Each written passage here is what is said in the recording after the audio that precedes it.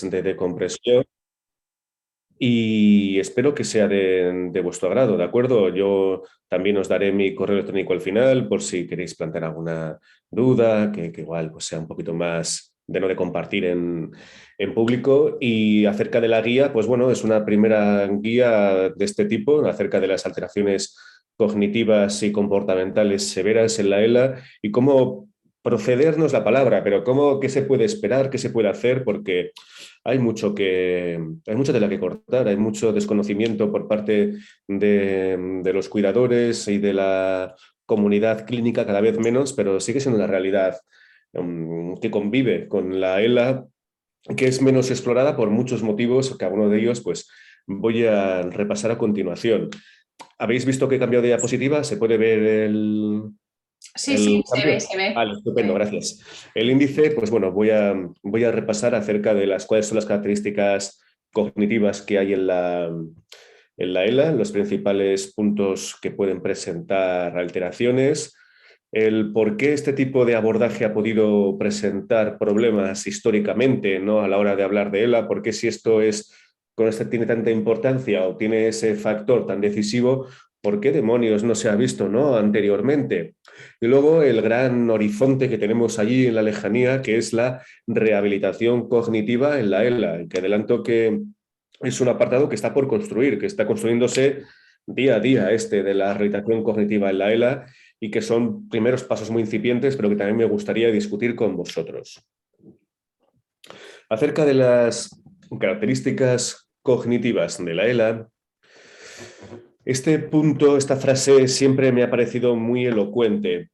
Como decía en una de las publicaciones más punteras que había acerca de la ELA y la demencia frontotemporal, que es un concepto que va a salir a relucir, ya veréis unas cuantas veces a lo largo de esta sesión, de cómo cuando la ELA había pasado típicamente de ser una enfermedad exclusiva y puramente motora, una condición neuromotora clásica, pues hoy en día es entendida también como una enfermedad motora, pero en la cual pueden concurrir, la cual pueden aparecer también alteraciones cognitivas y comportamentales. ¿Qué quiere decir esto? Cognitivas vamos a decir que son alteraciones a la hora de realizar diferentes procesos mentales, que luego os los voy a explicar, y comportamentales, ¿qué es lo que quiere decir? Lo que quiere decir es que es posible que el comportamiento de la persona que tenga ELA se vea alterado. No es que se vaya a ver alterado porque el propio diagnóstico de ELA es complicado y todos los cambios que pueden ocurrir alrededor de la persona, sino que va a haber puramente cambios del comportamiento provocados por la enfermedad, de los cuales la persona, debido a la naturaleza de estos cambios, no es consciente. La persona cuando está triste es consciente de que está triste, o la persona cuando tiene ansiedad es consciente de que tiene ansiedad, de que algo no va bien, de que su comportamiento, su estado emocional es diferente, ha cambiado y generalmente a peor, ¿no? Cuando hablamos de ansiedad o de depresión. Sin embargo, aquí estaríamos hablando de una alteración del comportamiento de las cuales las personas no serían conscientes. Son alteraciones de tipo orgánico, serían secundarias a un deterioro de la esfera cognitiva, ¿de acuerdo? Serían muy relacionados con ese deterioro cognitivo de lo que os hablaba. Tenemos una serie de funciones cognitivas, esto es un repaso un poquito somero, ¿no?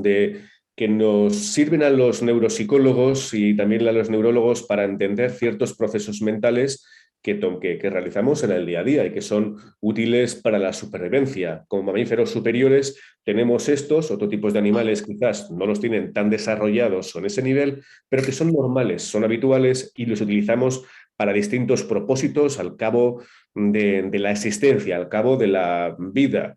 Así pues, también pueden deteriorarse y pueden alterarse.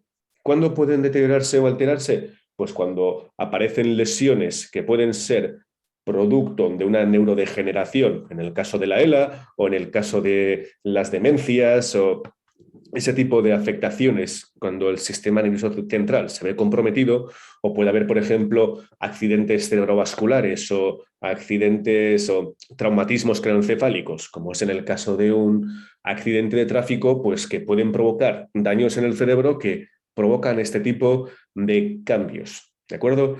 Tendríamos así, pues, de una manera muy gruesa, repasando cuáles son las funciones cognitivas, esos modelos que nos permiten entender cuáles son esas habilidades, ¿no? Esas destrezas, pues tendríamos en un primer momento la orientación de la persona, en dónde está, en cuándo está, en qué momento se encuentra la persona, es decir, qué año es y quién soy yo, ¿de acuerdo? La atención, tendríamos también la atención, que es la capacidad de mantener nuestro foco atencional, el que una cosa capte nuestra atención y poder dirigir los recursos mentales hacia ella. El lenguaje, ¿qué decir del lenguaje? ¿No? Tenemos la capacidad del lenguaje, probablemente de este tipo de funciones, las que más nos separan del resto de los animales. Tenemos una especie de mecanismo ya grabado en el encéfalo que nos permite hablar y entender el lenguaje, tanto escrito como hablado o percibido. La memoria, podemos atesorar diferentes eventos en el cerebro y utilizarlos cuando los necesitamos. El razonamiento estaría relacionado también con la memoria o con esa destreza de manejar información que viene de fuera, manejar información que viene de dentro, es decir, de lo que nosotros sabemos, integrarlo un poco, llegar a soluciones. Todas ellas ya vamos a ver que están relacionadas con el lóbulo frontal. Muchas de ellas, ¿de acuerdo? Las funciones ejecutivas, acabo de mentar al lóbulo frontal y es raro que no asome las funciones ejecutivas. Son una serie de habilidades que disponemos en el lóbulo frontal, en la porción más prefrontal, es decir, la que está más cerca ya de los ojos, que nos permite planificar, organizar, elaborar planes complejos y que son muy, muy útiles en el día a día. Hay que hacer falta secuencias, ordenar los pasos que tengo que seguir. Ese tipo de actividades lo realizamos gracias a que tenemos estas funciones ejecutivas. Y luego las gnosias y la percepción tiene que ver con la capacidad de reconocer un objeto, de reconocer una persona, de diferenciar entre estímulos. Y luego las praxias tienen que ver con la coordinación de movimientos voluntarios dirigidos a una acción. Por ejemplo, la que voy a hacer yo ahora mismo después de este soliloquio, que es organizar toda esta musculatura para beber agua. Estos son, grosso modo, las funciones cognitivas que tenemos las personas. Diferentes enfermedades o diferentes lesiones pueden provocar que algunas de ellas se vean comprometidas. Algunas de ellas pueden ser, como digo, provocadas por una enfermedad o pueden ser provocadas por un traumatismo, ¿no? Un accidente de tráfico que ocurren problemas. Conocemos todos el caso, seguramente, de una persona que ha sufrido un ictus y que de repente pierde la capacidad motora de hablar, empieza a hablar mal, incluso es posible que quede la secuela esta de hablar mal de manera prolongada, ¿no? Y esto no se debe sino a que la parte responsable en el encéfalo, ¿no? En este caso en el hemisferio izquierdo, responsable del lenguaje, pues se ve alterado, se ve literalmente ese espacio del cerebro que se ocupa de ello se altera y no puede realizar bien la persona, ¿no? En este caso, como decía, lo de hablar con fluidez, por ejemplo, clásico en algunos infartos cerebrales. Pues lo que vamos a ver en la ELA es que algunas de estas funciones se van a ver alteradas, se van a ver disminuidas y la persona va a presentar problemas para llevar a cabo algunas de ellas. ¿Cuáles? Luego lo vamos a ver. ¿En qué intensidad? También lo vamos a ver después, pero les adelanto que pueden ser desde cambios sutiles y que solamente los neuropsicólogos en un contexto de ir a buscar algo lo encontramos, pero que en el día a día la persona no va a notar ninguna diferencia. Les adelanto que la persona puede que no note ninguna diferencia también porque la persona con ELA tiene problemas en la motricidad. No es que no pueda, como decía abajo en las praxias, coordinar bien los movimientos o ejecutarlos con... No, sabemos que la ELA no es una neurodegeneración que afecta a la neurona motora, es decir, que la orden de movimiento no se genera, no llega hasta el músculo efector, no tiene nada que ver con eso. Otro tanto pasará con el habla. Entonces, si estamos buscando cambios sutiles, es posible que las alteraciones motoras que provoca la ELA, si la persona tiene un grado de deterioro motor considerable, este tipo de alteraciones pasan desapercibidas, porque la persona tiene problemas para hablar o para moverse o para escribir. Entonces, este tipo de problemas han estado generalmente un poco en la sombra por varios motivos, ¿no? Uno de ellos es el que la persona tiene problemas para moverse, para hablar, para escribir. Entonces, los problemas podrían estar ahí y nosotros no tener acceso a ellos. Otro problema puede ser que los cambios sean tan sutiles que en realidad no afecten en el día a día, que son tan pequeños que sí, están de acuerdo, pero no son tan severos, entonces tampoco se notan. Sin embargo, sí que aparecen este tipo de problemas. ¿De qué porcentajes hablamos?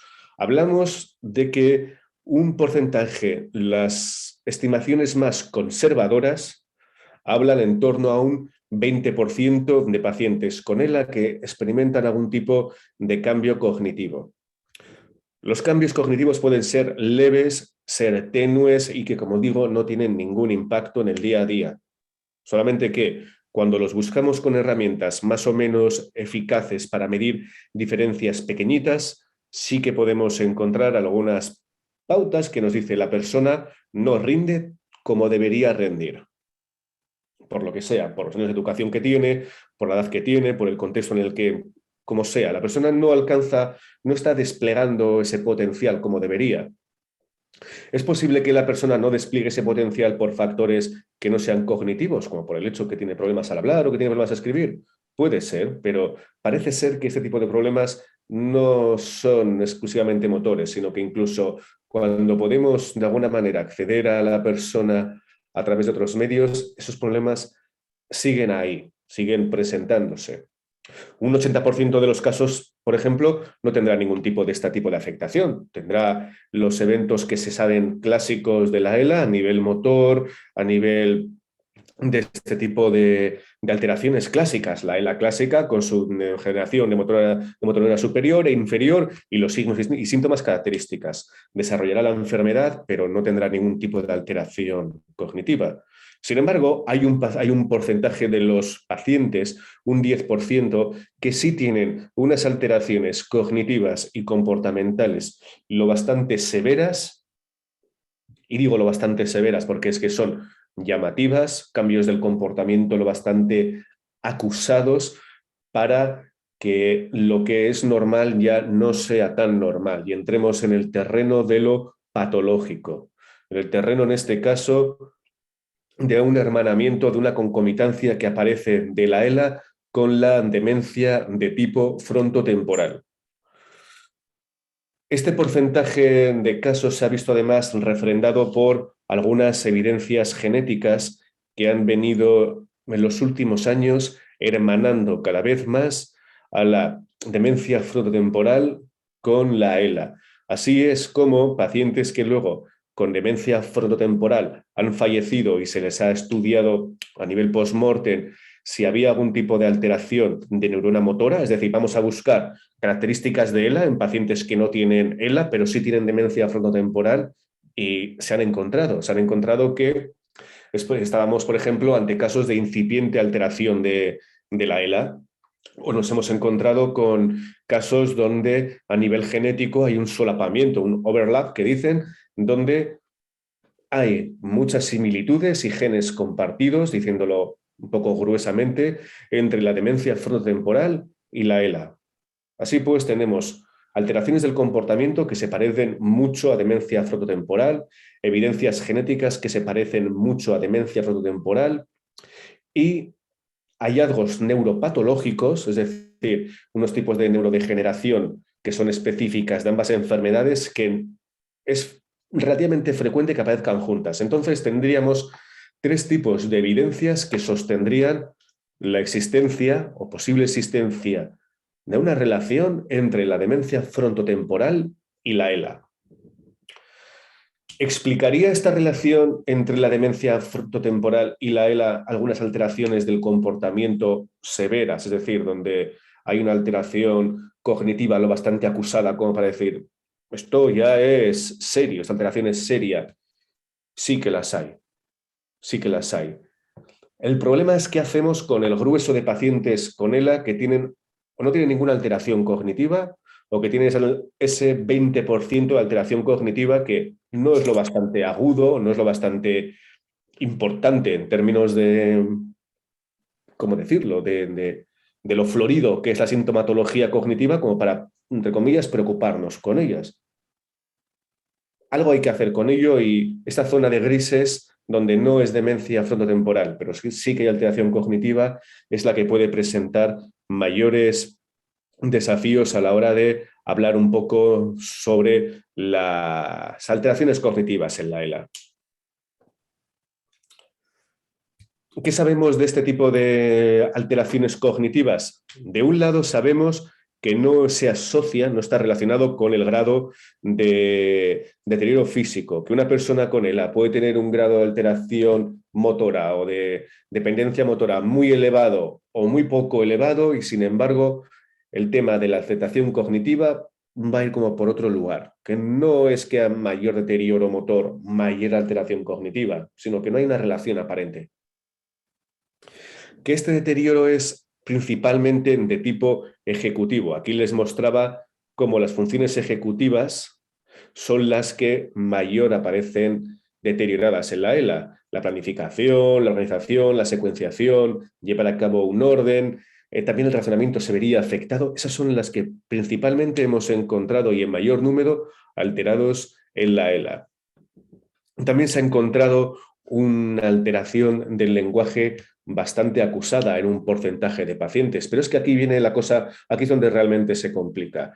Y es que en la ELA cualquier tipo de esfera cognitiva, cualquier tipo de desarrollo que se ha buscado, se ha encontrado una alteración. Se ha encontrado en memoria, en praxias, en todo este despliegue que pongo aquí de funciones, se han encontrado alteraciones. Esto nos dice quizás, más que están muy alteradas las funciones cognitivas de las personas con ELA, quizás nos tiene que sugerir que las personas con ELA quizás no están siendo bien abordadas desde un punto de vista cognitivo, que presentan distintos desafíos que los neuropsicólogos o los psicólogos no hemos sabido encarar bien. Se han adaptado diferentes criterios a la hora de hablar de deterioro cognitivo y ELA. En ocasiones, este deterioro cognitivo y comportamental se solapa y cumple los criterios para una demencia que se llama de tipo semántica. Se altera tanto el comportamiento por desinhibición, porque la persona se vuelve irritable, se vuelve, digamos, casi un salvaje a la hora de tratar con familiares, o todo lo contrario. Se vuelve una persona apática y se vuelve más bien plana afectivamente. Le cambia el carácter de alguna manera. Tras ese cambio de carácter es posible que insidiosamente se encuentre debajo una demencia de tipo frontotemporal. Luego tenemos unas alteraciones del comportamiento que no son lo bastante acusadas, están, pero no son lo bastante grandes como para decir es una demencia frontotemporal. Y otro tanto va a ocurrir con las alteraciones cognitivas. Es decir, hay una alteración cognitiva, pero no es lo bastante grande, no cumple todos los criterios para hablar de una demencia. Entonces tendríamos una zona de grises, porque con lo de la demencia está demencia de tipo frontotemporal, está bastante... criterios en mano, es fácil diagnosticarla. Se toman los criterios de demencia frontotemporal que conocemos, que son básicamente en la vertiente clásica de la ELA, unas alteraciones del comportamiento muy acusadas. Muy acusadas. Eso es una alteración del comportamiento relacionada con la demencia frontotemporal. Se vuelve un salvaje, se vuelve, digamos que con el cuidador principal suele volverse bastante agresivo, cosas que antes pues eran impropias de esa persona. Detrás de ese cambio de comportamiento estaría pues este tipo de alteraciones de demencia frontotemporal. Así pues, tendríamos, simplificando el cuadro de ELA, tendríamos ELA y demencia frontotemporal y ELA y alteración cognitiva, principalmente de tipo ejecutivo. ¿Qué sabemos de este tipo de alteraciones cognitivas? Sabemos más bien poquito, ¿de acuerdo? Todas las investigaciones de ELA son complicadas porque se dice que no hay una ELA, sino que hay muchas ELAs, cada una con sus signos, con su afectación que es mayor en motoneural superior e inferior, la edad de inicio, en la familiar o en la esporádica, es decir, hay mucha variabilidad. Bien, pero ¿qué sabemos un poco con relativa certeza? Nosotros los científicos no nos gusta mucho lo de certeza, sino todo es certeza hasta que se demuestre lo contrario, y siempre vamos buscando precisamente algo que sea lo contrario para poder hacer predicciones más robustas. Pero lo que sabemos hasta la fecha es que el curso de la alteración cognitiva es lento, que si se presenta el deterioro cognitivo es de instalación lenta, lenta, lenta. Así como a nivel motor, la instauración de los síntomas motores puede ser rápida, ¿no? Todos hemos visto en las que progresan con relativa rapidez a nivel motor. A nivel cognitivo no hablamos de esa rapidez, no progresan así, tan rápido. ¿Qué es lo que pasa con la ELA de inicio vulvar y la ELA de inicio espinal? ¿Es posible que la vulvar esté más relacionada con estas alteraciones que venía comentando?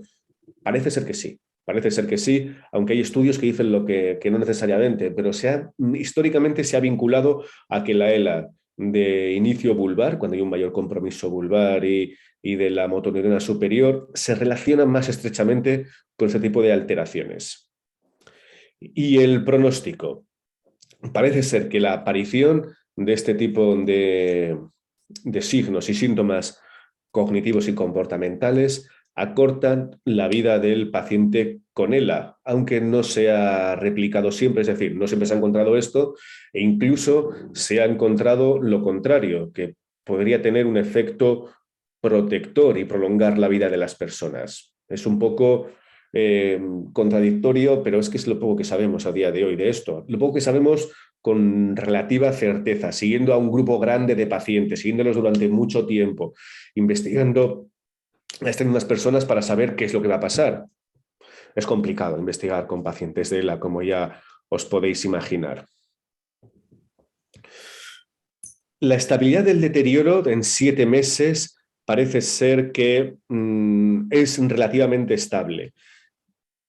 Y una cosa interesante, y es que no parece ser que cuando se presenta la ELA aparece un deterioro cognitivo comportamental que va más, hasta acabar en demencia frontotemporal que decíamos, sino que la demencia frontotemporal en los casos de ELA se presentaría casi a la vez y con la misma intensidad que los síntomas motores.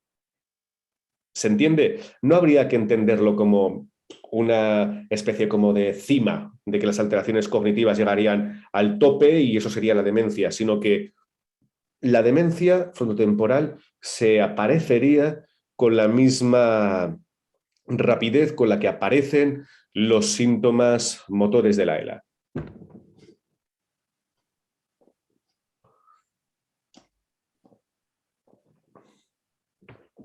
Las funciones ejecutivas, ese es un tipo de repaso que voy a ir de puntillas, ¿de acuerdo? En otros foros igual sí que le he dado más importancia, pero las funciones ejecutivas son clásicamente el tipo de función cognitiva que más veces ha aparecido deteriorado en los estudios que han estudiado la ELA.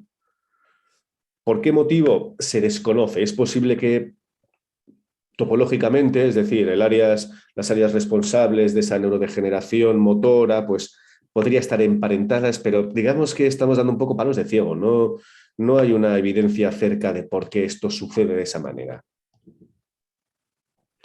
La memoria, que se supone que no debería estar alterada, o a priori no, por el tipo de alteraciones y de demencia que veníamos explorando, por lo visto sí que se ve alterada. Incluso hay estudios que dicen, la memoria es lo más alterado colectivamente en la ELA.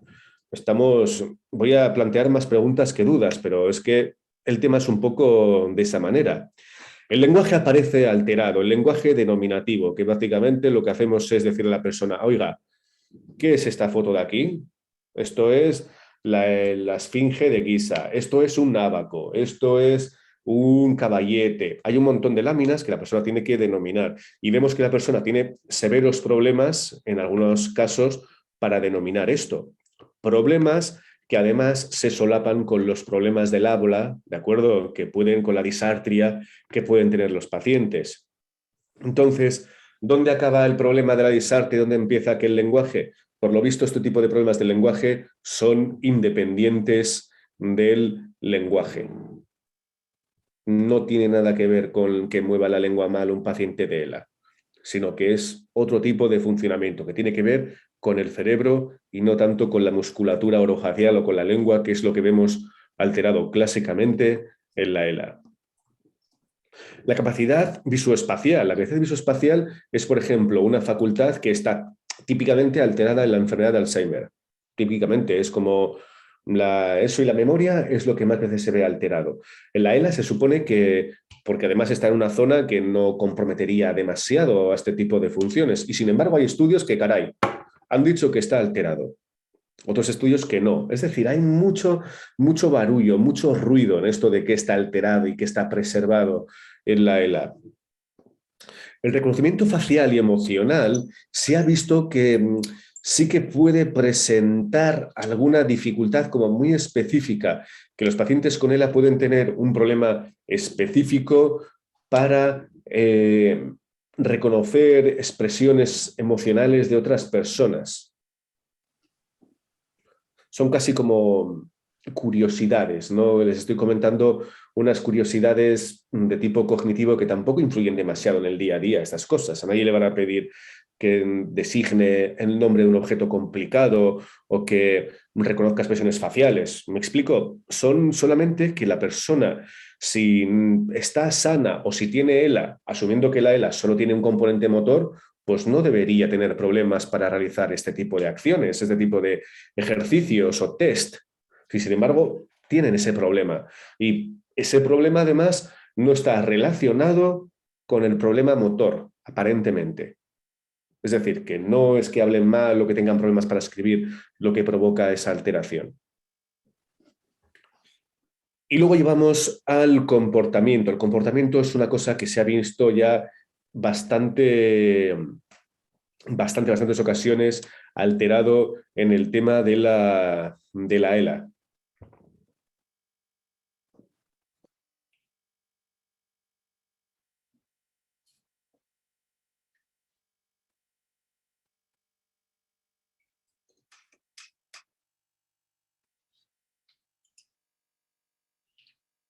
Hola, Manuel. Se ha ido el sonido.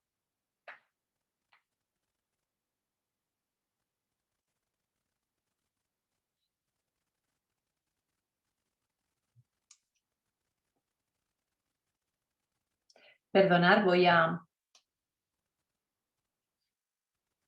a ver qué puede estar pasando.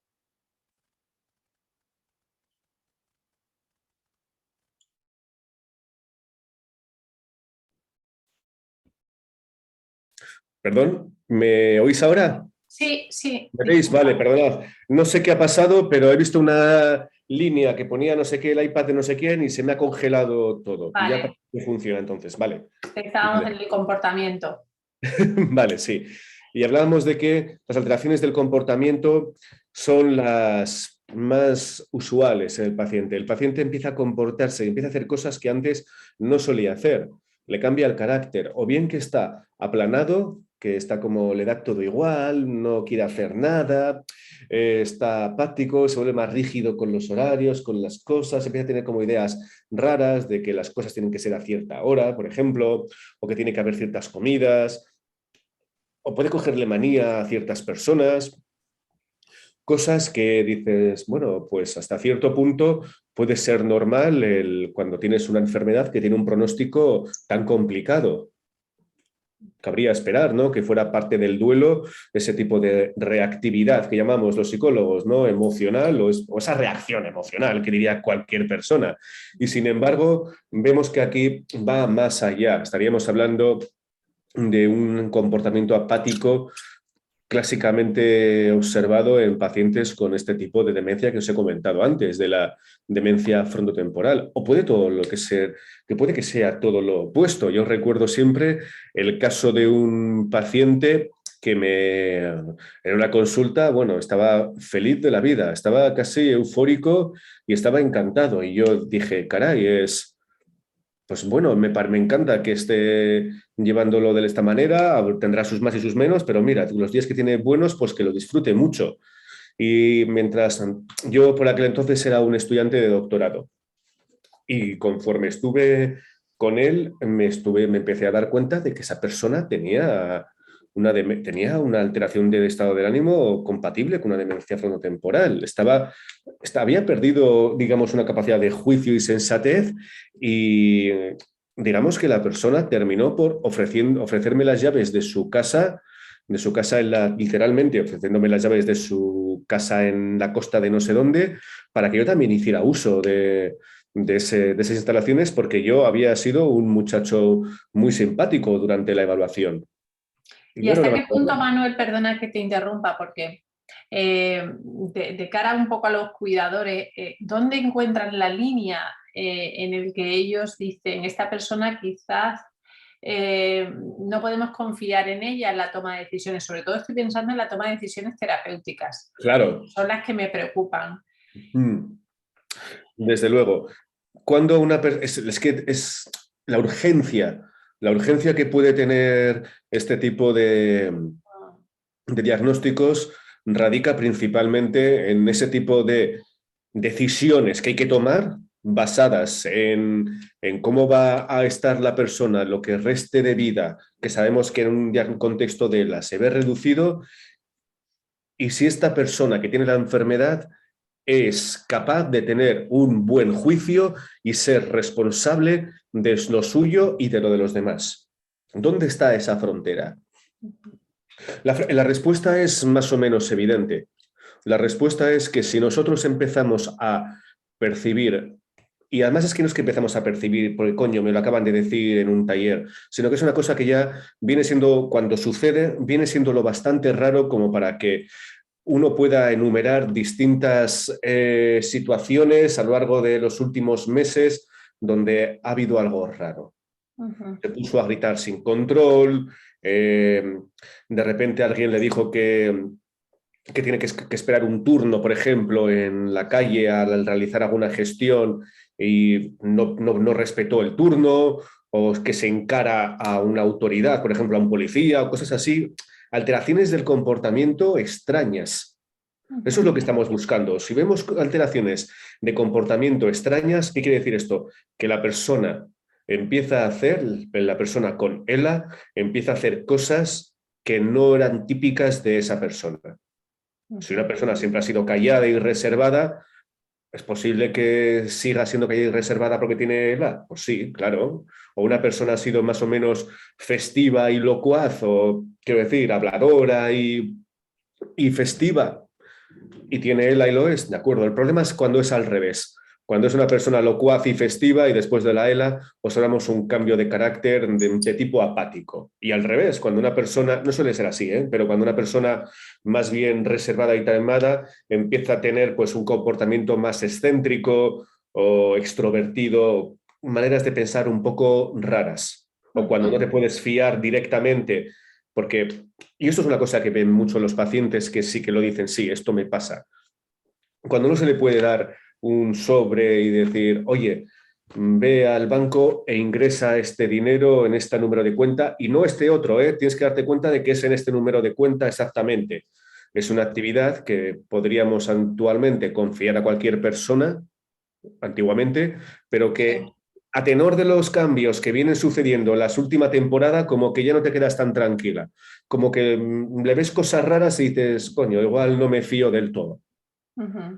Una duda, Manuel, en el comportamiento, un tema que los cuidadores refieren mucho y que, bueno, no tiene que ver con ese posible deterioro cognitivo, es la habilidad emocional que, bueno, que responden continuamente, ¿no? A diario, que es quizás lo más evidente que se ve. Eso sí me gustaría, no sé si lo vas a tocar más adelante, pero es un tema recurrente.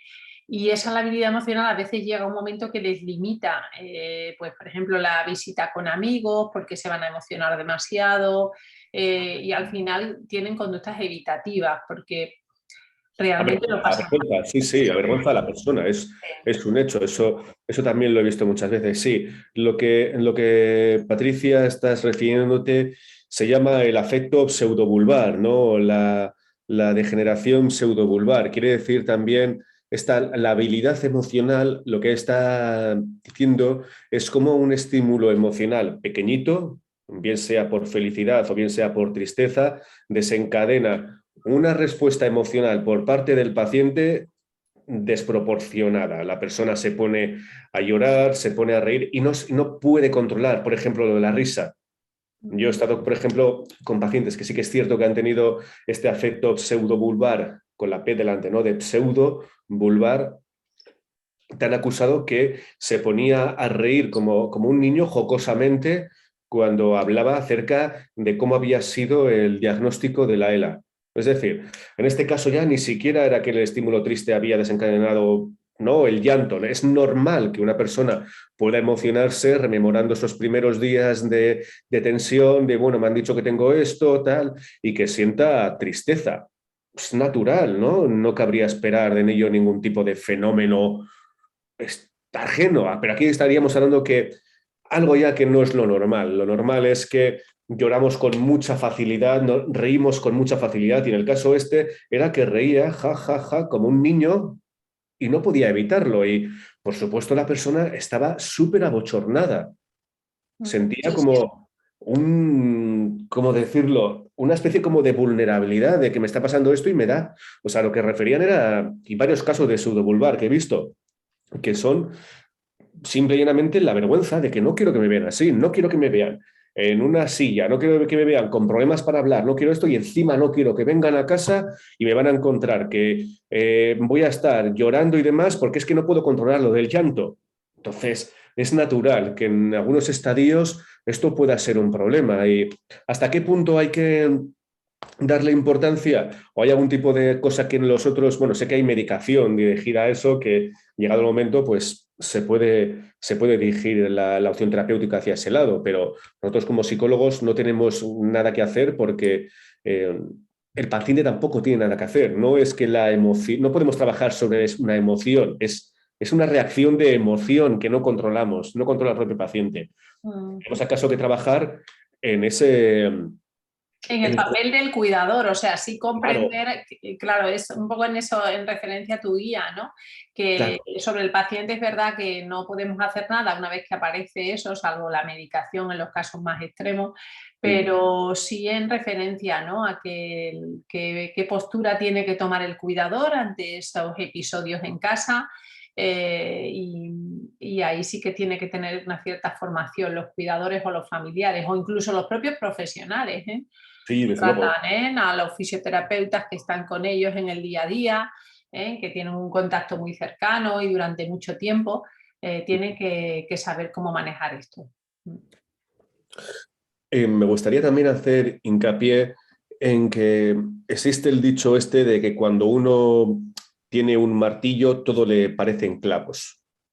¿Qué quiero decir con esto? Que cuando uno dice o cuando uno ha escuchado que pueden aparecer alteraciones del comportamiento o de cognitivas o del juicio en pacientes de ELA, correr a buscar ese tipo de, como cuidador, correr a buscar ese tipo de síntomas y signos en el paciente.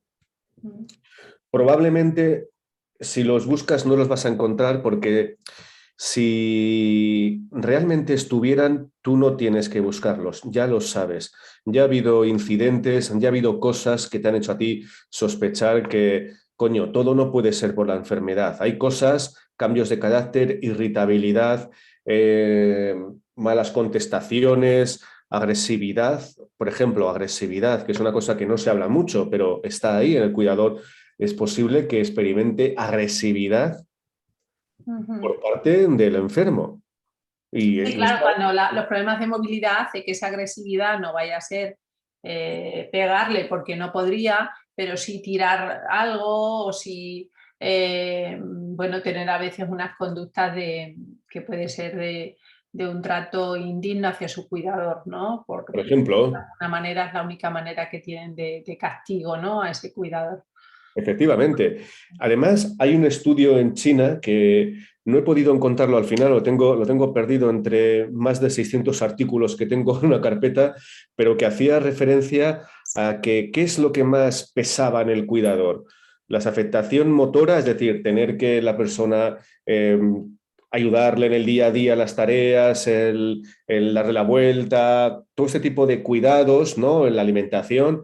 Pues resultó que lo que más mella hacía, el burnout, ¿no? Que se llama, el síndrome del quemador, del cuidador quemado, ¿no? Perdonad, era mucho más acusado cuando la persona tenía estas alteraciones del comportamiento, hasta tal punto que superaba la alteración del comportamiento del yo no puedo estar todos los días con, y hablando mal, con este tío o con esta tía, porque es que me lo está poniendo todo cuesta arriba. Sí, Y el cuidador se desborda, pero no desborda porque tiene que hacer 1000 cosas con la persona que es dependiente. No, no, se desborda porque ese ser querido que cuida y todo lo mejor que puede, encima le ha cambiado la personalidad y se está comportando de una manera que no cabe esperar. Y no buena, precisamente. Se va a comportar de mala manera. Sí, además le hace pensar al cuidador que no lo está haciendo bien, que eso es otro tema realmente peligroso y hay cuidadores a veces que piensan, bueno, no lo tengo que estar haciendo bien cuando tengo esa queja, cuando tengo esa situación por parte del afectado. Exacto, exacto. Muy bien. Y entonces dice uno, bastante tengo yo ya con todo lo que me está sucediendo como para encima tener que cargar con esto.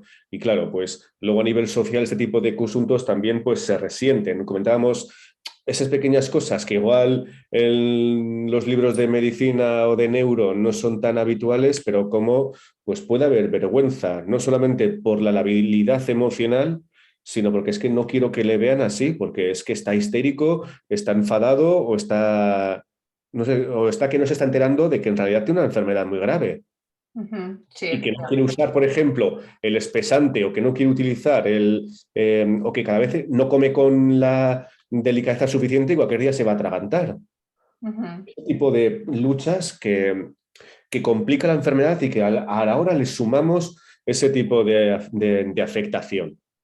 Y también otro tema muy interesante, porque creo que aquí hay algún logopeda, cuando se le pone algún sistema alternativo para la comunicación o aumentativo, pues a veces esas alteraciones del lenguaje hacen que la persona eh, sea capaz de marcarnos lo que quiere, ¿no? Se confunda y ponga una S en vez de una R y ponga una M y el cuidador se desespera y piensa que es falta de interés. O quiero decir que yo sí he estado en domicilios en donde he visto a un afectado querer con las gafas láser señalar y decía, eres indeciso. Y yo notar que no era indecisión, es que no sabía cómo construir la palabra.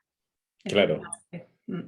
claro. Aquí tenemos una pregunta que dicen, ¿pueden cambiar una palabra por otra? Por ejemplo, decir, ponme polvo en las axilas y se refiere a las ingles. Y él sabe lo que está diciendo, pero cambia la palabra. Eso sería una parafasia semántica y es un fenómeno que en realidad podría darse, pero no sería lo habitual. Podría darse, sí, porque sabiendo un poco cómo conozco el tema del lenguaje en la ELA, sí que podría darse, pero no es habitual tampoco. Vale. Vale, Manuel, pues si quieres sigues. Estamos ya a las 7 menos 10. Vale, sí, seguiré un poquito más. ¿Hasta qué hora tenemos, Patricia? Sí, si te parece, hasta las 7 o 7:05 y luego Vale, muy bien. las preguntas, ¿vale? Vale. Esto de aquí lo he seleccionado porque es, mirad, tanto esta como esta otra, como esta, son... No se te mueve la presentación. No se mueve la presentación, caray. No, A ver, a se ha ver. quedado bloqueada.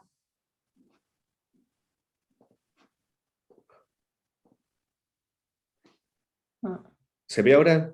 No, estás en la presentación de comportamiento. Caray, pues no, esto no debería ser así. Vale, ahora lo voy a arreglar. Dadme un momento. Vale. Creo que antes, cuando se ha quedado bloqueado, debido de Sí, suceder algo.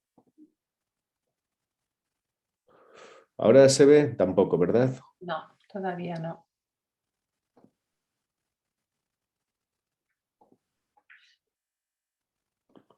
Jolín. Voy a dejar de compartir y voy a volver a compartirlo por si Eso, acaso. vale. ¿Ahora podéis ver algo diferente? Pone que ha iniciado la función de compartir. Ha iniciado. Ahora si le das.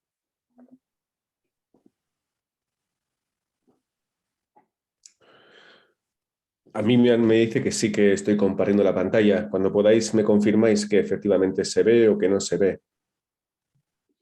Aún no. Mm. Pone que has iniciado la función de compartir, pero todavía no se ve.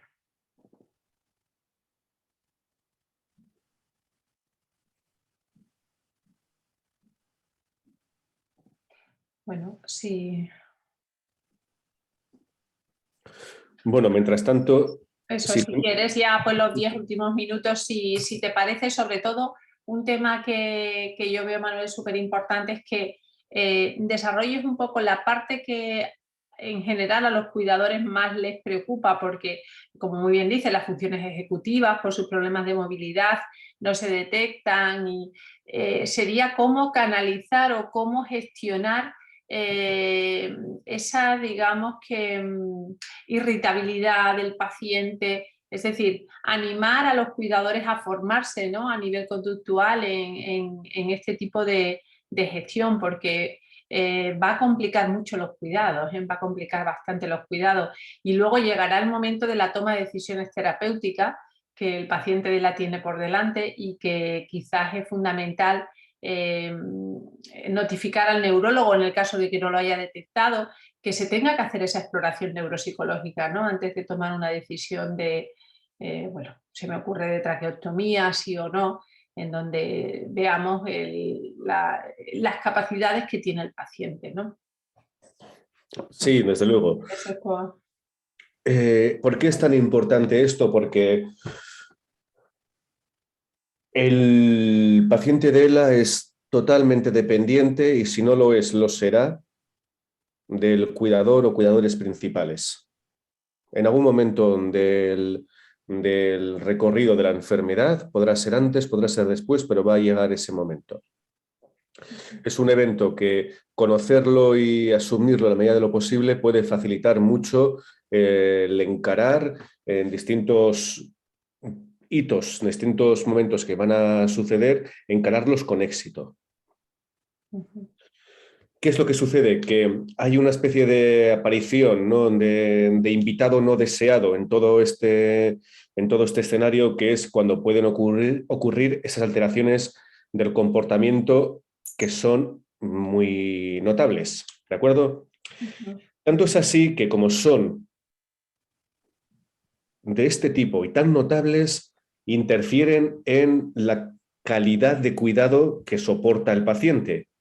Es decir, el cuidador no tiene facilidad para aplicar el cuidado y se ha relacionado incluso que la esperanza de vida de una persona con ELA puede verse reducida por la presencia de este tipo de alteraciones comportamentales, no porque la alteración comportamental en sí reste, yo que sé, acelere la enfermedad, sino que es que esa alteración del comportamiento está poniendo al paciente y a su entorno en peligro constante debido a la que no coopera o que no está, digamos, en el mismo barco, ¿no?, donde queremos que colaboremos todos y llevemos la enfermedad lo mejor posible. Sí. Esto es un problema bastante severo, que luego además tiene la siguiente derivada, porque todos sabemos que los cuidadores tienen unas enormes tragaderas, tienen que recomponerse cuando no hay tiempo para recomponerse, tienen que poner buena cara cuando están destrozados, tienen que nadar y guardar la ropa de cara al resto de las personas en ocasiones, porque todos sabemos que, bueno, a lo largo de la enfermedad, pues ¿cómo decirlo? Hay unos procesos donde igual no quieres hablar tanto de ello con las personas de tu entorno por mil motivos y mil motivos respetables. Entonces, todo esto es como un cuadro que viene a complicar aún más en la panorámica que teníamos. Luego, además, tenemos un aspecto ya más clínicamente reseñable, clínicamente entendido como parte de la, no del día a día, sino de ese evento que es ver al neurólogo, que pueda ser que una vez cada 3 meses, cada 6 meses, dependiendo, ¿no?, del momento, del hito de la enfermedad, ¿no?, de dónde esté, que puede ser la toma de decisiones terapéuticas, como comentabas, Patricia. Sí. ¿Va a querer la traqueo? ¿La gastreo? ¿Va a querer, por ejemplo, distintas... ¿Va a poder, por ejemplo, en el caso que se pueda permitir, la familia poner una persona que cuide de él en casa o que cuide ciertas horas? ¿Va a cooperar en ese sentido? ¿Va a poner de su parte? Porque él sigue siendo una persona, hasta que no se demuestre lo contrario, él es una persona competente y responsable de sí misma. El problema está en que igual no lo es. Sí, Cuando, en delegar totalmente esas funciones claro, cuando estamos hablando de personas con una edad pues muy, muy jóvenes, ¿no? Todavía como para claro. delegar tantas funciones hacia otras personas. Entonces, igual tenemos que plantearnos en la visita del neurólogo o en una visita al neurólogo decir, oye, yo tengo la fundada sospecha de que algo en el enfermo no va bien. ¿Relacionado con qué? ¿Qué tipo de cosas no va bien? Con el tema del carácter, con el tema del el comportamiento en sí mismo, igual es una cosa que utilizamos más los clínicos que en realidad las personas en el día a día. El comportamiento no, pues que se porta raro, que se porta mal, que se ha vuelto, y disculpad esto, se ha vuelto un cabrón. Es así, lo escriben así con muchas veces los pacientes, o sea, los cuidadores. Se ha vuelto una persona que ya no tiene nada que ver, que está todo el día que me tiene manía, que desde primera hora de la mañana está dando guerra, cosas que la persona además, el cuidador, tiene que tragar y tragar con ellas. Y tiene que seguir tragando con ellas porque no hay, digamos, una medicación contra ella. No hay ningún tipo de vía terapéutica que pueda tratar esos síntomas nuevos, ¿no?, de la degeneración. Eso no tiene arreglo, digamos. Por ahora no tiene arreglo. Vale. Manuel, tengo aquí un par de preguntas. No sé si te parece, pasamos un poco Muy bien, sí. a la impresión de, me comenta efectivamente Isabel, que es otra cuidadora, dice, para mí desde luego el carácter es lo que más me agota, cuando referías a lo de que es el factor más estresante. Otra cuidadora dice, yo soy cuidadora y la mayoría de los días es frustrante porque es difícil mover un cuerpo que pesa mucho y aún con la curva cuando lo sentamos nunca queda bien encajado. Él se Ya. queja mucho y la mayoría de las veces me siento mal porque él no se siente cómodo, pero él tampoco te da ánimo ni te entiende. Él se queja siempre y entonces cuando yo no puedo más, creo que no lo hago bien. Nunca le demostramos nuestras preocupaciones. Pienso que con él, que tiene demasiado encima, ¿no? Bastante tiempo, Claro. bastante tiene, pero es duro. Bueno, hay veces cosas que es importante no confundir. Otra cosa es que la persona pueda tener una depresión y pueda tener unos cuadros de ansiedad y a veces no sea capaz, ¿no?, de poder disfrutar lo más mínimo, ¿no? Es decir, es verdad que en este taller no queremos alarmar, como muy bien decías al principio, ¿no?, que todo no es una alteración cognitiva. Pero bueno, efectivamente hay a veces que situaciones en donde el cuidador, sobre todo es muy importante el reforzamiento positivo al cuidador, ¿no? Eso es muy importante. Y otra Sí. chica pregunta, ¿y como profesionales cómo podemos ayudar a sus cuidadores? Porque siempre se habla del paciente, pero ¿y el cuidador? ¿Cómo podemos ayudar a los profesionales? Es decir, ¿qué podríamos decirle a los profesionales que están hoy? En ese sentido, en España se cuenta con una experiencia bastante prolongada de personas que se han dedicado a los cuidados paliativos, de grandes psicólogos formados en cuidados paliativos y que, bueno, pues en ese sentido hay una escuela de trabajar con el familiar en diferentes hitos, de diferentes momentos que va a tener la enfermedad y cómo afrontarlos. Aquí se están juntando tétricamente y lamentablemente muchos factores. De un lado, una persona, por ejemplo, que tiene la ELA y que no llega a los 50 o 60 años, que tiene toda la vida por delante. Se junta que tiene una situación familiar complicada en alguna medida, se junta con que puedes tener ese tipo de alteraciones del comportamiento y en todo ello, en mitad de ello, como protagonista central, tenemos también al cuidador que clásicamente siempre ha sido relegado como entérese bien de cómo hay que poner estos tubos porque va a ser usted el que se lo va a tener que poner. Ese era como un poco el rol del cuidador, ¿no? Y a día de hoy el rol del cuidador es más complejo porque hemos entendido, y sobre todo en algunas enfermedades donde a nivel terapéutico hay poco que hacer por ahora, Ujú. como es en la ELA, y habría que ponerle al cuidador en el centro de la partida. Totalmente. Además, la edad de aparición de esta enfermedad hace que normalmente el cuidador es tu pareja siempre o casi siempre. En otras edades, esa función de cuidados está distribuida entre los hijos que tienen otras edades, a veces más jóvenes, y luego son varios cuidadores, Claro. ¿no? Entonces es muy particular porque normalmente al ser la pareja suele ser un único cuidador importante, central, el que toma el peso de todo. Sí, Y, señora.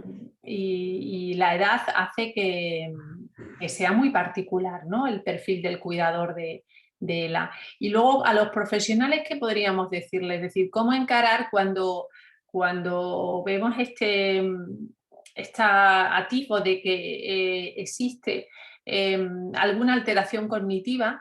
Porque Ujú. recuerdo una vez un profesional que me decía que lo intentó con algún afectado y este caso me parece que era un fisio. Y claro, y el cuidador le decía, no tengo bastante con lo físico como para que me hables de alteraciones cognitivas. No, no, no, ahora mismo no puedo escuchar esto. Lógico, ¿no? Es comprensible. Yo siempre he intentado no perder la perspectiva en ese sentido. Yo me dedico a investigar las alteraciones cognitivas en estos pacientes, pero no he perdido nunca la perspectiva o he intentado nunca perderla de que la persona y las personas que están dentro de un proceso de enfermedad de la ELA, es decir, el afectado y los cuidadores, que también son afectados cuidadores, tienen otro tipo de urgencias del día a día. Hay cosas que sacar del día a día, de trabajo adelante que sacar del día a día, que son mucho más importantes. Tú comentabas, por ejemplo, cómo la edad de la persona hace que tenga que ser el cuidador principal, una persona que probablemente se encuentra en edad laboral, ¿no? En edad de trabajar. ¿Y qué hace? Pues generalmente hace lo que puede. Hace gestionar dos trabajos de plena jornada, que es uno fuera de casa y otro dentro de casa. Entonces, Efectivamente. entonces, que ahora se diga, no, mira, usted, es que puede alterar el comportamiento y tal, y dices tú, no, pero es que ayer me dio un susto porque se atragantó y pensé que no le podía sacar, o que se cayó y yo no le podía levantar. Ese tipo de urgencias, digamos, que tienen mayor emergencia que la presencia de estas cosas. No hay que perderlo de vista. Esto es otra, digamos, otro invitado, igual no deseado en esta enfermedad, que aún no sabemos muy bien cuál es su papel, sino en su papel en términos de posible diana terapéutica en un futuro. Es decir, si está apareciendo esto, es posible que sea un sitio donde atacar cara a predecir qué es lo que va a pasar, por ejemplo, usted está investigando acerca de tratamientos iguales muy temprano, pero se está esperando saber este tipo de alteraciones cognitivas, qué significan si aparecen. Es posible que este tipo de alteraciones cognitivas, si aparecen, puedan ser que sean diferentes tipos de ELA, que aún no sabemos del todo. Pueden ser que aún sean que un buen pronóstico, un mal pronóstico, qué esperar si hay una alteración cognitiva. Estamos un poco empezando a ver qué es lo que hay, pero soy muy consciente de que hay otro tipo de urgencias mucho más apremiantes, muchísimo más apremiantes. Entonces, es complicado. Sin embargo, sí que me llama mucho el tema de la alteración del comportamiento en los afectados. Sí, realmente los cuidadores, aquí tengo otras dos cuidadoras que me comentan, una conoce el producto Nubedexta y dice, si es así, ¿cree que sirve para paliar la afectación cognitiva y cambios en las emociones? No sé, Manuel, si... Lo conozco, pero hasta día de hoy no puedo decir si es un medicamento de elección en este tipo de afectados. Mm. A nivel público se hace mediante solución magistral, se ha ofrecido, no es que sea específico, Pero bueno, algunos pacientes, sobre todo para controlar desórdenes en la habilidad emocional, bueno, parece que tiene algo, ¿no? Que les ayuda a sentirse más serenos, ¿no? Ujú. Hay otra pregunta que dice, ¿en un TAC se puede ver si hay demencia frontotemporal? Dependiendo del estadio en el que esté ese tipo de alteración, es posible que sí que se pueda apreciar una disminución típicamente temporal, frontal temporal de las estructuras corticales. Sí, sí, siempre que, no siempre, pero Ujú. si se va a buscar con el corte adecuado y si la degeneración es lo bastante acusada, se puede, sí. O puede ayudar como prueba para el diagnóstico, no como un diagnóstico definitivo, pero sí como una prueba diagnóstica de bastante peso.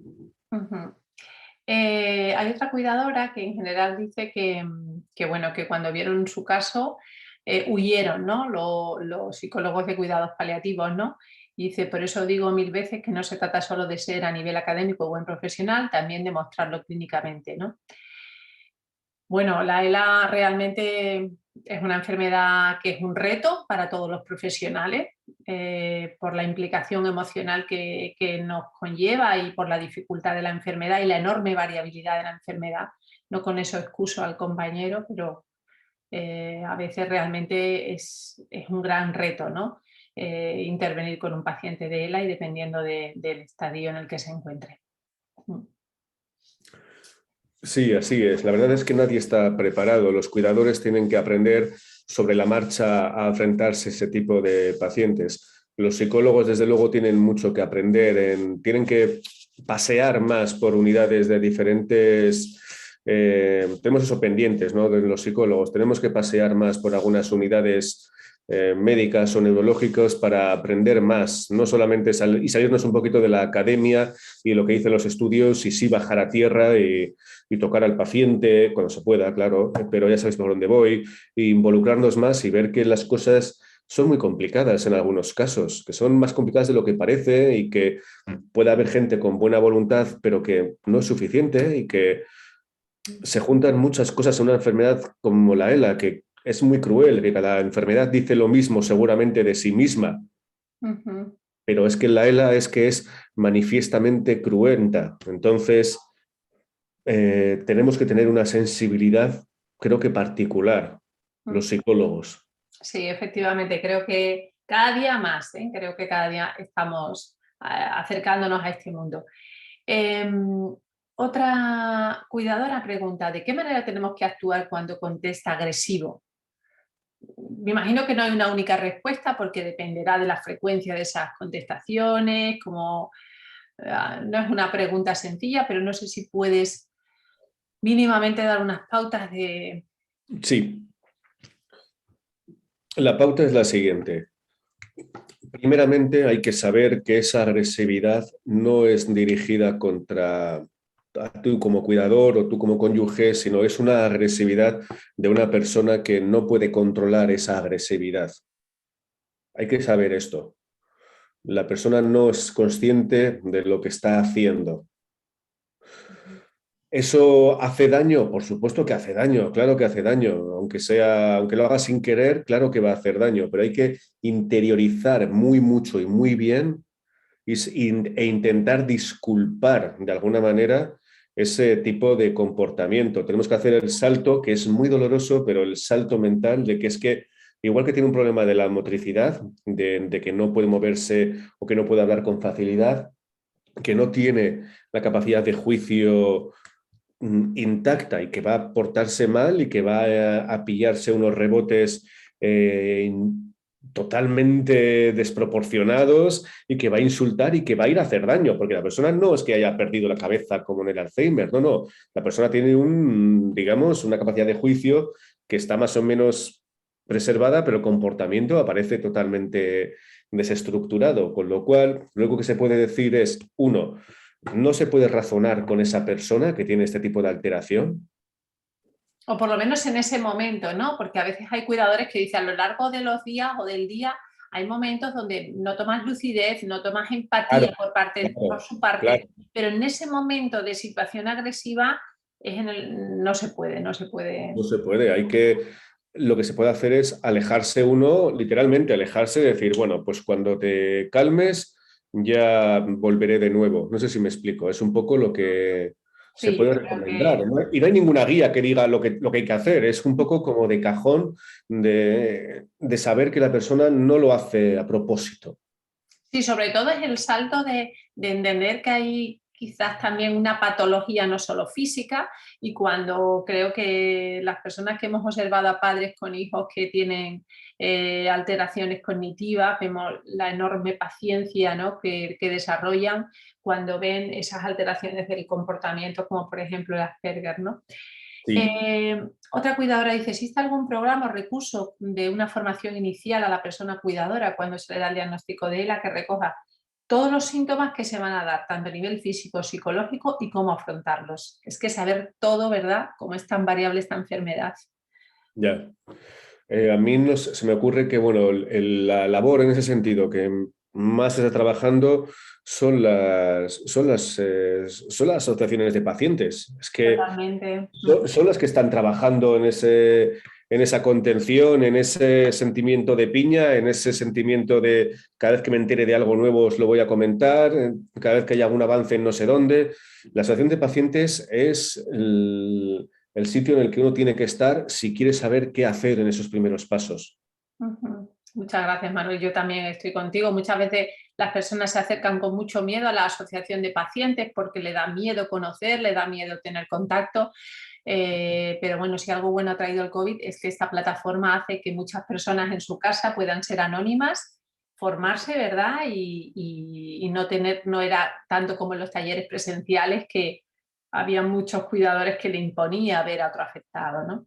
Mm. Tenemos otro usuario que dice, buenas tardes, quisiera hacer una pregunta referente a las alteraciones del sueño y alteraciones cognitivas previas al diagnóstico de una enfermedad. En el caso de mi marido, diagnosticado de ELA con 45, hay dos cosas que me han llamado la atención previas al diagnóstico. El cambio de carácter respecto a la irritabilidad, relacionada además con fuertes cefaleas. Y en cuanto al sueño, el despertarse sin recordar nunca ningún sueño, es más, con unos ronquidos espantosos. Bueno, ahí ya sería un problema ya de neumológico a lo mejor, ¿no? Dice, tras el diagnóstico nos dijeron que podía tener apnea del sueño. ¿Se sabe algo de esto? ¿Es común en los pacientes? A ver, esto ya escapa un poco de mi rango de acción, pero sí que sabemos que puede haber, cuando pierde tono la musculatura diafragmática y así, pues puede haber problemas de respiración. Entonces, si por ejemplo ignoro si es el caso de una persona con sobrepeso, pues hay factores que pueden de alguna manera exacerbar eso. Por supuesto, haría falta algún tipo de estudio neumológico para testar cómo está esa capacidad de respiración en estado de sueño. Eso punto número uno. Respecto a la alteración del cambio de carácter, sí que sería una cosa que intentaría, si es así tan palpable como comenta, que intentaría consultarlo cuanto antes con el neurólogo tratante y que abordara esta cuestión con el paciente, porque tiene implicaciones, digamos, también luego aspectos legales y demás, porque es una persona que tendrá que tomar decisiones y probablemente conviene saber en qué punto estamos. Efectivamente.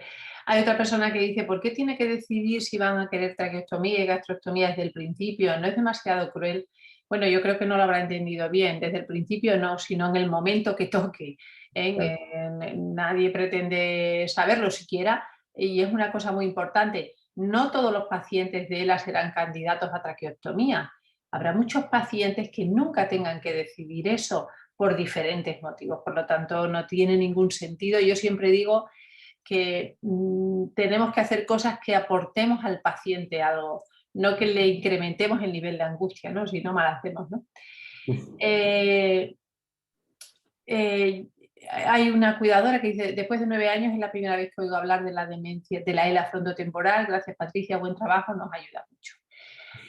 Bueno, dar las gracias a Manuel por hablarlo, y además porque otras veces que te he oído, Manuel, siempre lo haces de una forma muy cercana y muy pensando realmente en las vivencias de las familias en casa, ¿no?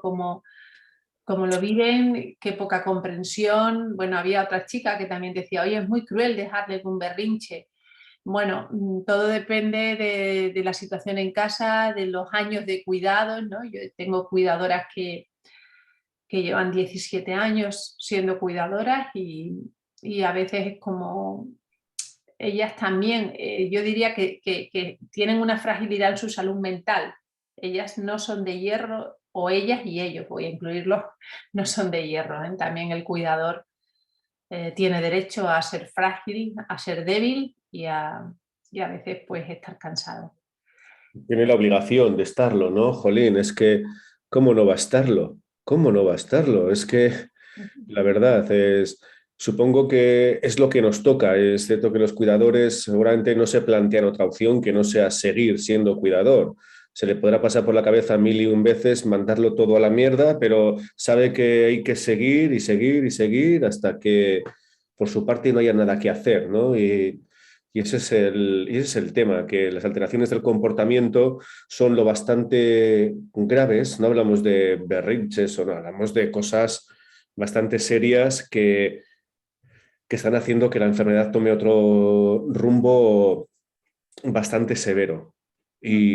Jolín, saber que existe y poder diagnosticarlo a tiempo puede de alguna manera reducir la incertidumbre y decir, bueno, y además de la descarga que puede tener en la persona, saber que ciertas cosas que le han pasado en los últimos meses o en los últimos años con esa persona, con ella, que se pueden explicar por medio de, es que esta persona, esto es parte de la enfermedad, no parte del pack de ser cuidador, sino parte de la enfermedad.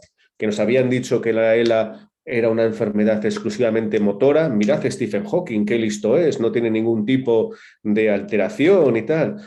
Bueno, igual es cierto que tenemos la mala suerte de que uno de los referentes de la ELA sea Stephen Hawking y que sea extraordinario por muchos motivos, por físico brillante y por tener una longevidad como enfermo de ELA fuera de lo común. Entonces, Sí, sí, jolín, sí, es un referente difícil, sí. claro. Sí, sí, sí, sí. Bueno, ya te hago la última pregunta, ¿vale? Dice, en una ocasión tuve varios movimientos involuntarios de la cabeza, entiendo que es una afectada, casi seguidos. Después se me han repetido en algunas ocasiones. ¿Se puede considerar TIC, TIC con los mismos problemas frontotemporales? El TIC tiene algo que ver. A priori no. A priori no. No tiene nada que ver. A priori no. También hay que decir que puede haber tics, o sea, que hay que entender también que es una persona con ELA y que es una persona con ELA y que además puede tener más cosas, como puede ser asmática y que puede ser tal y que puede tener, por ejemplo, diferentes enfermedades. O sea, entiendo que igual en estos casos es importante, pero en este caso yo, por ejemplo, no lo No lo no asociarías. No, asociaría, a no ser que fuera en circunstancias como, por ejemplo, al hablar o en ciertas cosas un poco raras. Si es un tic complejo, por ejemplo, pero a priori no. bueno, pues ya lo que quedan son agradecimientos. Nos dice muchas gracias Manuel, muchas gracias Patricia. Se necesita un abordaje mucho más humano desde las instituciones. Gracias. Tanto los enfermos como los cuidadores necesitamos saber y hablar de lo que nos está pasando.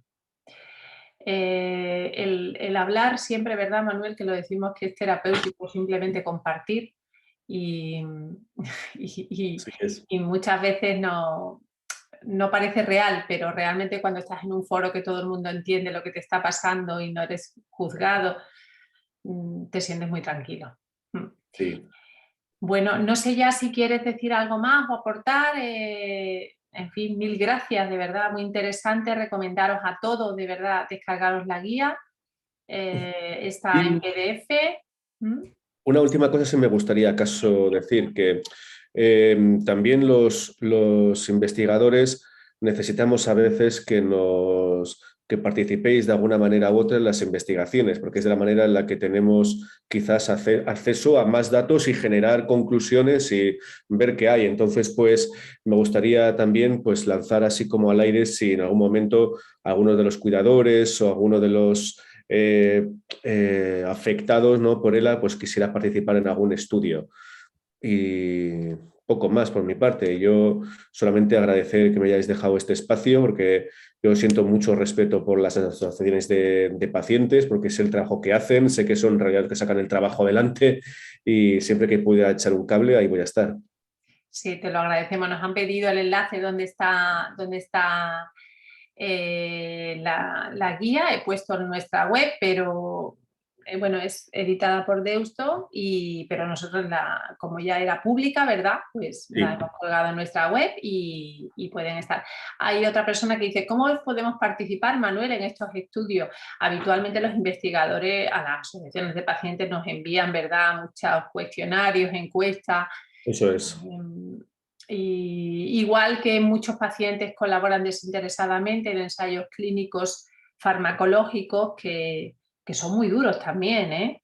Deberían intentar, estoy contigo, Manuel, motivar a investigaciones en la exploración neuropsicológica. Gracias. Estoy contigo.